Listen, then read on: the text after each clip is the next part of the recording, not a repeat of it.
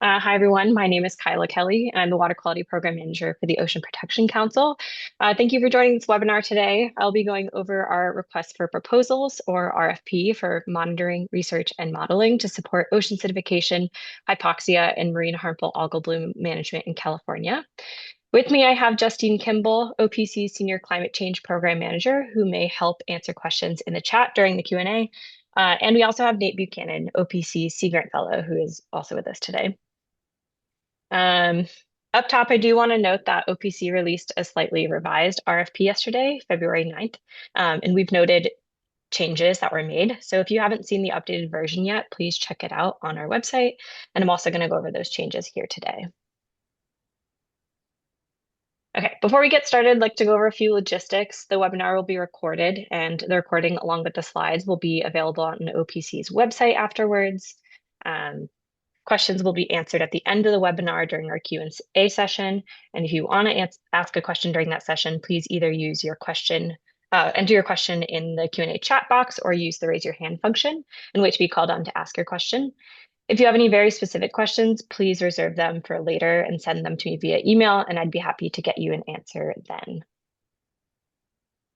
For those unfamiliar with the Ocean Protection Council, or OPC, we're a cabinet-level state body within the Natural Resources Agency, and we work jointly with the state and federal agencies, NGOs, tribes, and the public to advance our mission and to ensure that California maintains healthy, resilient, and productive coastal and ocean ecosystems. We are non-regulatory and serve three key functions. We advise on policy issues statewide. We coordinate across external agencies and partners to accelerate information sharing and identify gaps or information needs. And we have grant-making authority to advance innovative research that supports our mission. We recently adopted a new strategic plan, which will guide the work we do through 2030. The solicitation implements three objectives, specifically recognizing that further investigation is needed to understand OAH and HAB dynamics in California marine waters to support state actions on these two water quality concerns. Objective 1.2 aims to limit the causes and impacts of ocean acidification and hypoxia and harmful algal blooms. Objective 2.3 aims to increase safe and equitable access to the coast. This objective has a target about improving seafood contamination monitoring, focusing on subsistence fishing that is impacted by HABs, ultimately aiming to minimize impacts to public health. And lastly, Objective 3.4 aims to protect and improve coastal marine water quality. And this objective has a target about funding projects that improve water quality for marine ecosystem health and seafood safety. And I'll note that this objective was added in the revised version of the RFP. The funding opportunity will also support strategic state documents related to OAH and HABs, including the California Ocean Acidification Action Plan. Proposed research should also be aligned with expert-developed guiding documents, including the West Coast OAH Science Panel recommendations, California OAH Monitoring Expert Panel recommendations, framing the scientific opportunities on HABs in California fisheries, and HAB Control in California Coastal Waters Workshop Report Recommendation Number 1. You can find the links to these documents and a few others in the solicitation. The Greenhouse Gas Reduction Fund, or GGRF, will support this research program. This is the funding source for California Climate Investments, which is a statewide initiative that uses invest in trade dollars to reduce greenhouse gas emissions, strengthen the economy, and improve public health in the environment, especially in disadvantaged communities. A portion of the state GGRF was appropriated to OPC for grants or expenditures supporting resilience projects that conserve, protect, and restore marine wildlife and healthy ocean and coastal ecosystems. And the Budget Act of 2024 further authorized certain expenditures from GGRF to improve climate change adaptation and resiliency, or to enhance environmental quality and public health for disadvantaged communities. So this is the funding source that will support this solicitation. For both tracks 1 and 2 combined, a total of $6 million in funding will be available. Applicants will be allowed to apply for funding amounts ranging from $200,000 to $3 million, and the maximum anticipated project length is 2.5 years. So the solicitation is split into 2 tracks. We're seeking proposals for monitoring, research, synthesis, and modeling projects that will enhance our understanding of biological vulnerability to OAH, which is track 1, or to enhance understanding of the drivers, early indicators, and impacts of toxic marine HABs, which is track 2. Broadly, the objectives of these tracks are to increase the state's ability to understand, manage, and respond to the impacts of OAH and HABs, and project outcomes should be actionable and directly inform management decisions to address these threats to marine water quality and fisheries. Only proposals studying California relevant species, sampling in California waters, or analyzing California data will be considered. Now I'm going to talk about the more specific examples of priorities for each track. These include, but are not limited to, monitoring to study the biological impacts of OAH, for example, pairing in situ biological and chemical measurements. Developing biologically relevant thresholds and indicators for harm to economically or ecologically important species that are sensitive to OAH. We're looking for projects targeting specific regions or vulnerable ecosystems that are influenced by land-based OAH drivers. For example, OPC previously funded a modeling study on the impacts of nutrients from coastal pollution sources on OAH in the Southern California Bright, and previously developed thresholds for pteropods shell dissolution were applied, and results demonstrated that these coastal nutrients are having a significant effect on water chemistry and biology. So that's just an example. We're open to future work on species that have had a lot of attention, like pteropods, or studies building out information for other species that aren't as well studied.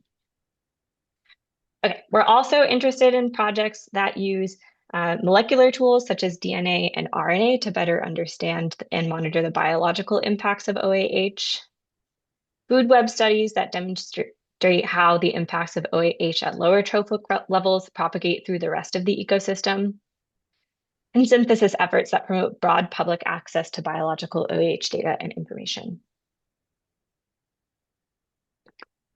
Okay, the objectives of track 2 are to better understand the drivers and timing and provenance of harmful algal blooms to inform management actions, enhance early warning systems to protect marine life and public health, develop HAB-related water quality indicators, and investigate the efficacy and potential impacts of HAB control strategies. So again, solicitation priorities here include, but aren't limited to, improving HAB monitoring, modeling, and forecasting. So for monitoring, this might look like filling spatiotemporal gaps in marine HAB monitoring programs, especially in undersampled regions or areas identified as hotspots for HAB formation. Expanding and standardizing the suite of variables collected during routine HAB sampling to better understand toxic HAB drivers. So here we're looking for paired biological, chemical, and physical samples, or measuring additional toxins or others, monitoring expansions. And lastly, developing and or piloting new technology to monitor and provide early warning of offshore HAB events. For the modeling and forecasting piece, this might look like mechanistic HAB modeling to better understand drivers of toxic blooms, or improved marine HAB forecast models that are tuned to important regional differences. We're also interested in projects that aim to develop biologically relevant thresholds and indicators of harm to economically or ecologically important species that might be sensitive to HABs. And these thresholds and indicators should be related or linked to water quality parameters. We're also interested in research that explores the efficacy and impacts of HAB event control strategies. And here we're encouraging short-term tier 1 laboratory experiments with California HAB species. Food web studies that demonstrate how toxins move through trophic levels to have impacts throughout the entire ecosystem, which could better inform seafood safety and marine mammal care. Research that explores the mechanisms for adverse human health impacts from dinoflagellate HAB exposure during recreation, including toxin inhalation or skin contact or incidental ingestion. This priority was added in the revised solicitation. We are interested in studies that will improve understanding of cyanobacterial toxin risks to seafood safety in the marine environment, including mechanisms and vectors of transport to marine systems and into seafood, as well as the impacts to human and ecosystem health. This priority was added to clarify language in the RFP. We originally wrote cyanobacterial HABs will not be considered for funding, which was intended to eliminate freshwater only studies. However, we are interested in the cyanohabs and toxins that reach the marine environment or marine influenced areas, especially with regard to seafood safety. So this wasn't necessarily meant to emphasize the priority, but clarify the scope of the RFP. And finally, the last priority, synthesis and standardization projects that promote consistent data quality and reporting standards, as well as broad public access to marine hab data and summarized information. Applications must be submitted by eligible entities as noted on the slides here. This includes local, state, and federal agencies, universities, either both private and public, verified nonprofit organizations, private entities, federally recognized tribes, and nonprofit organizations applying on behalf of non-federally recognized tribes, an intertribal consortium, tribal conservation district, or tribal partnerships. If you're interested in applying to this RFP, please first carefully review the solicitation. Again, check out the revised solicitation if you haven't yet. Applications must use the letter of intent template, which is linked within the solicitation and on our funding webpage. Please complete per instructions. The letters of intent that do not meet all required criteria will not be invited to submit a full proposal. You can send your LOIs to my email, kyla.kelly@resources.ca.gov with the subject line OAH and HAB solicitation LOI, and these are due March 6th by 5 p.m. Pacific. Applicants who are invited to move on to the full proposal phase will receive further instructions via email, and all resources for applicants can be found on the funding webpage on OPC's website. Projects will undergo 2 phases of review. At the letter of intent phase, you'll be asked to provide a brief summary of your proposed project and describe your expected outcomes. LOIs will be evaluated by OPC staff, and we will be checking for eligibility, alignment with solicitation priorities, and completeness. If you're asked to submit a full proposal, you'll be asked to submit a detailed scope of work, timeline, and budget. And full proposals will be reviewed and scored by 2 independent panels of experts, one for HABs and one for OAH. And OPC staff will select final projects based on these scores. And selected projects will be brought to our September council meeting for consideration. This is our expected timeline for the solicitation process. Again, letters of intent are due March 6th at 5 p.m. OPC staff will review the letters of intent, and by April 13th, selected applicants will be invited to submit full proposals. At that time, applicants will be provided with a full proposal template, and these will be due June 12th at 5 p.m. And as I mentioned, OPC will be bringing selected projects to our September 22nd council meeting for consideration. And if funded, we expect grantees to be able to begin work sometime in October, November, or December of this year. Okay, if you have any questions after the webinar, you're welcome to attend virtual office hours this Thursday, February 12th from 1 to 3. The registration link for that is in the solicitation and on our website. You're also welcome to email me anytime with your questions at kyla.kelly@resources.ca.gov. And again, submit your letters of intent by March 6th. With that, thank you for listening. I'm happy to take any questions live here or answer more specific questions you may have via email.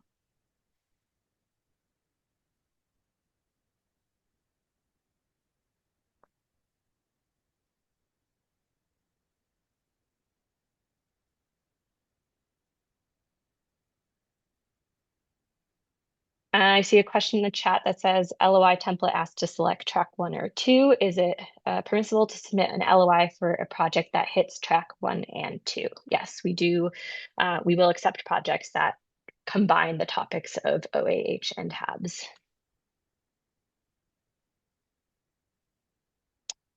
The total funding, there was a question about the total funding for the HAB program.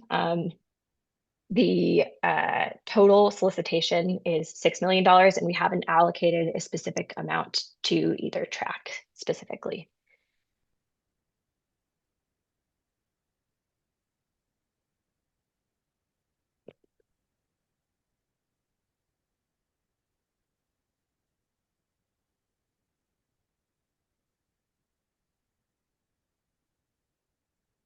We have a question about operating wetlands that flow into the San Francisco Suisun, sorry, I don't know how to pronounce that, Bay, but it's freshwater would have studies at our facility be within the scope of the program.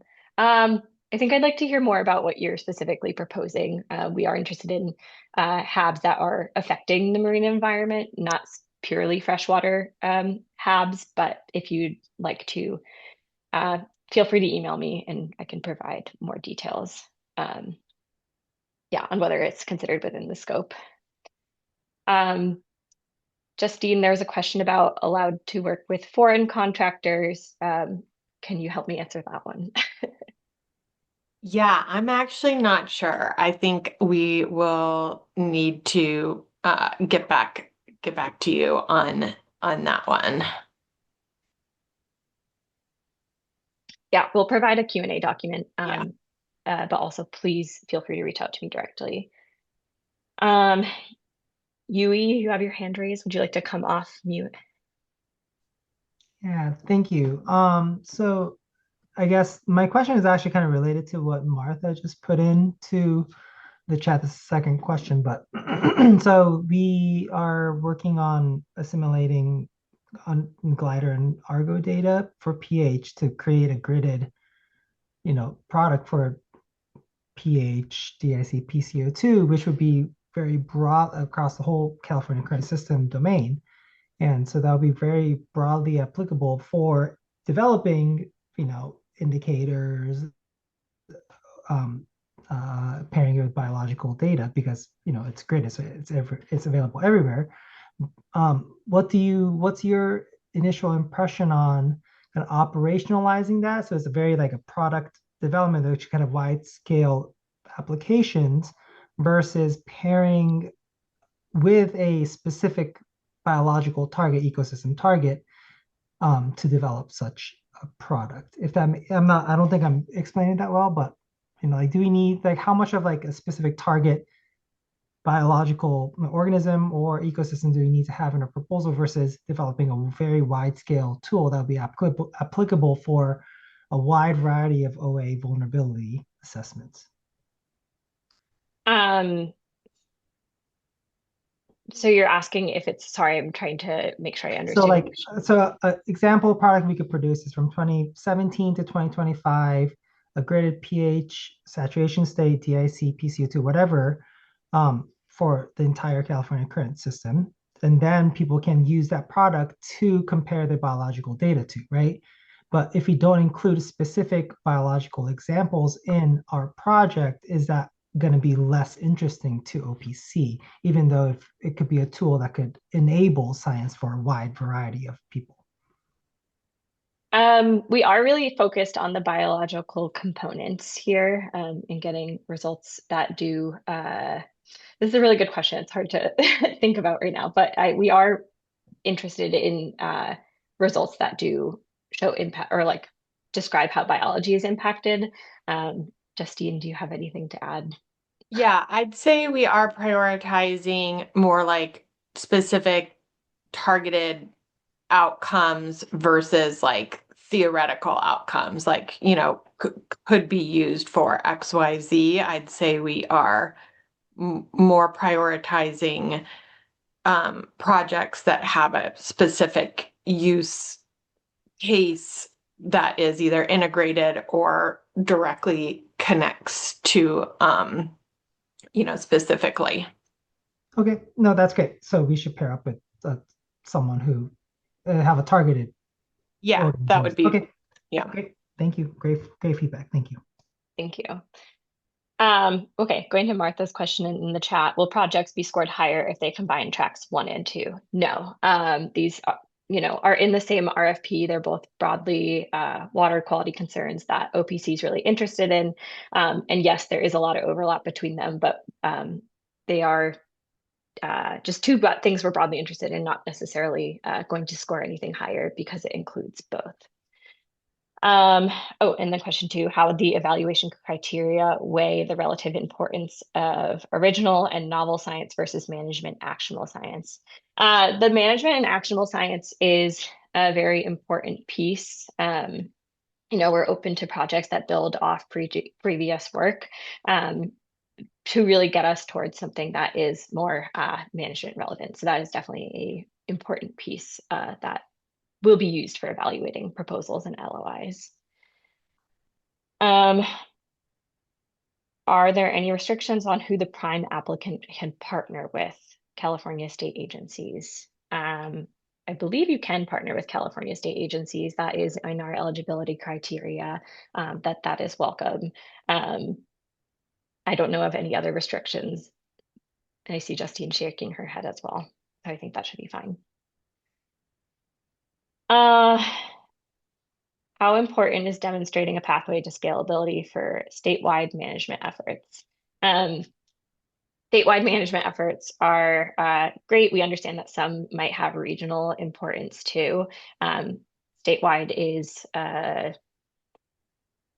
definitely something that will be considered in evaluating proposals, though. Justine, if I miss anything, please feel free to jump in. But yeah. Okay, can a person apply in two different projects? Justine, can you help me with that one? That's your yes. I think so, like two separate proposals for the yeah. I think we don't have anything to exclude someone from multiple proposals that are different. Okay, great. Thank you. Through this solicitation, is it possible to submit for atmospheric CO2 monitoring devices for an existing project? So are you asking to like expand on a existing project and ask us to fund just the equipment? You can go ahead and come off mute. Hi, we have a 501(c)(3) that we collaborate with the Carbon Lab at Cal Poly, and we give them CO2 air monitoring data. And hang on, my grandson just walked in. Sorry, come on, No Marla, can you worries. get him out? Anyway,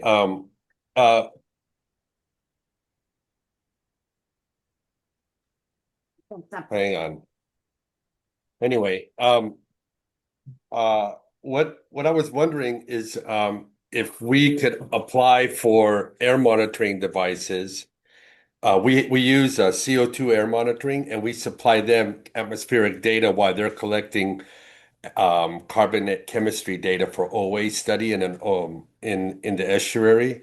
And so what I was wondering is, can we maybe partner with somebody to try to get these devices so we could continue that project? We're not interested in funding like equipment only, but if it Okay. is something that like is tied into a broader research Okay. proposal, then possibly. Okay. All right. Thank you. Sorry about that. No worries. Someone's asking to confirm the max indirect overhead rate allowed for this RFP. This is something that we can provide more information on at the full proposal stage, but I believe I'm sure it ties into the budget. So Justine, is it 15% for 15% is our standard IDC. And yeah, we can clarify that in the FAQ. thank you. Do all partnerships have to be finalized at the time of LOI submittal, recognizing that presumably the total budget and funding categories submitted and the LOI are set? Ideally, but you won't have official like confirmation letters until asked to submit a full proposal. So if it's tentative, like ideally it would be best for OPC to have the information that these are partnerships that are going to move forward, but we understand if things are being fleshed out still a little bit. Yes. Okay, Justine responded. 15%.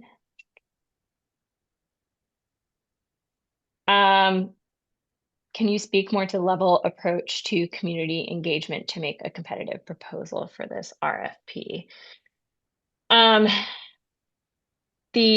Oops, sorry, my screen's.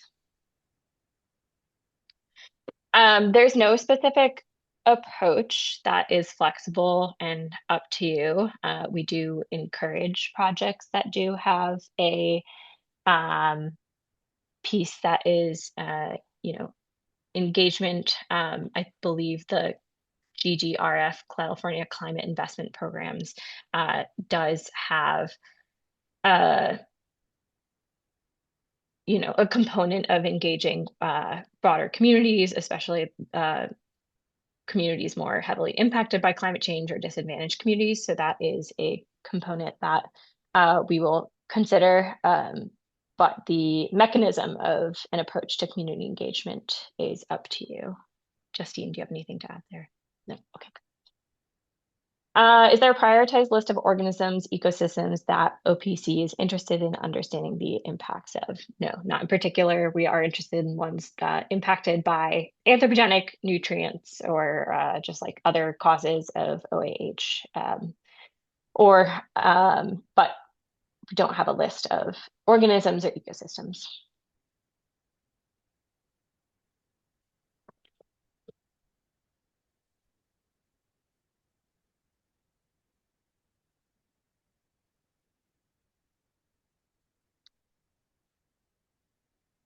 All right. I'm not seeing any more questions, but I'm happy to hang on in case there are others that will come up. Again, we're having office hours on Thursday at 1 p.m., so you're welcome to join that. And I'm happy to answer any questions over email as well. But thank you all for attending. I'm excited to see LOIs that come in on March 6th.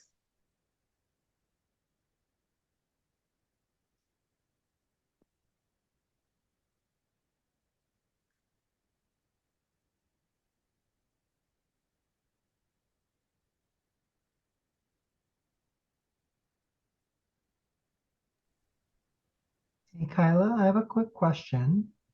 Mhm. Um, so, there's a growing interest in MCDR, right? So the other side of the coin for OAH is increasing pH, restoring. Like, is there any interest in this solicitation to look at the impacts of MCDR on organisms, ecosystems, things like that? Or are you really focused on the natural process of OAH on organisms? I don't think we're interested in MCDR for this solicitation. Okay, great, thanks. But good question, thank you. Erica, you're welcome to come off mute. Hi there. Yes, sorry to have to repeat a question, but the crucial moment I missed the answer. Someone had asked, is it possible for one person to be listed on more than one project? Yes, that's fine with us if they're Okay. distinct projects. Are they able to be the PI on more than one project or just like a member of the team? Yeah, they can be the PI. Okay, thank you so much. Thank you. Some more info on IDC as a reply, because it seemed like there was some some questions they're hoping for a quick answer. So I just took that from some of our internal guidance there that we have. Hopefully that will help clarify things in the meantime before the FAQ comes out. We will we will provide more information there specifically, but OPC does have some very strict IDC rates that we adhere to. Yes, I did answer the question about level and approach to community engagement, but I can happy to answer it again. The approach to community engagement is up to you. We are not prescribing anything and welcome any ideas you may have there. The level, the California Climate Investments and GGRF, the funding source, does have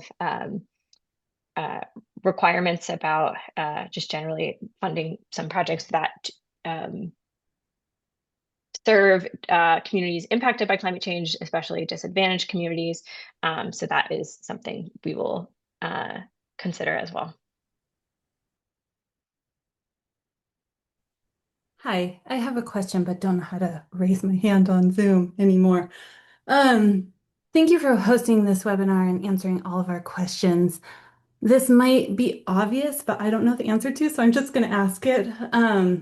If there's a proposal that includes, let's say, 3 objectives that are well linked, but maybe only one of them in the LOI really meets what you guys are looking for, would you entertain a full proposal just focused on one of the 3 objectives, or would you prefer kind of these things to be separated into different proposals and LOIs?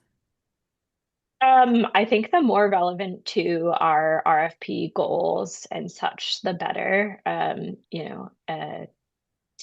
meet our, so it sounds like, the one objective that would be most applicable, that's the one we're most interested in. So if others could be made more applicable to the RFP and our goals, then that would be better and just be more competitive to aligning with our priorities. Yes, we will try to make all of our objectives really aligned with what we think you're looking for in this RFP. But I'm just saying if some of them don't and you're like, oh, this one's really high priority, we'd love to see this move forward, but these other 2 objectives, we'd like you to kind of sideline. Like, would you give that kind of advice and move proposals forward to the full application stage? Yeah, we are planning on, at the LOI stage, making a few notes along those lines. Okay, great. Thank you.